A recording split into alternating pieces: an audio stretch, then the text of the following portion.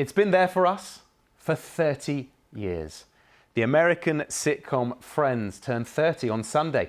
The show eventually paid its megastars each $1 million an episode. Not bad if you can get it. It gave us all comedy, therapy, and one of the most protracted love stories in history.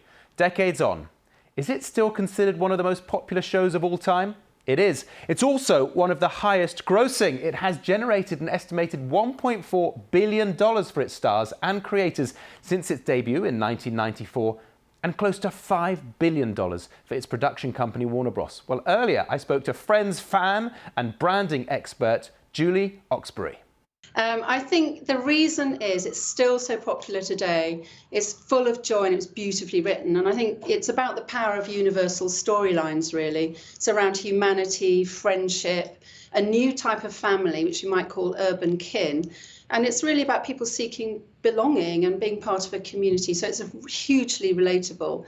And I think, it also hit people when they're in their 20s and they're just muddling through life and trying to figure out what they're doing. So it's very, very relatable. I think also there's something about it now that is around nostalgia. It's very nostalgic, and comfort and nostalgia appeals very much to Gen Z these days. They're probably the most nostalgic generation, surprisingly. I think 15% of Gen Zs prefer to look to the past rather than to the future, and millennials are not far behind that.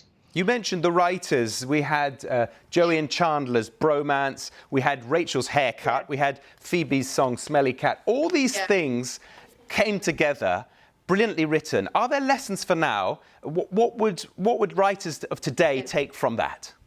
Yes. Well, I think things happened very in the moment. I mean, these episodes were only like 20-odd minutes each. It was very quick and very witty.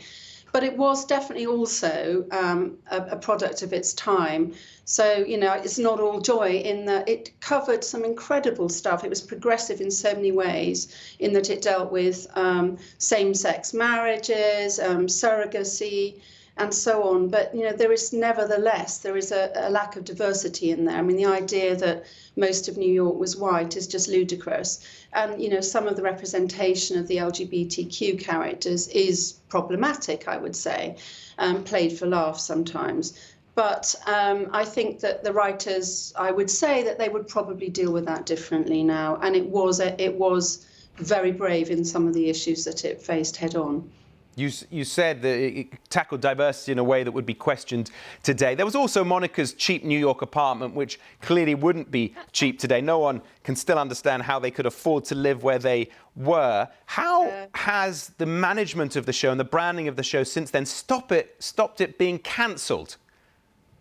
Well, that's a really good question. I think because it balances the aspirational, which her apartment certainly is, even now, with the relatable. And, they were it was, as I said earlier, they were muddling through. You could see the mistakes they were making. You could see that, and actually it focused on the relationships rather than on the kind of the items within the apartment. It was very, very much about warmth and humanity.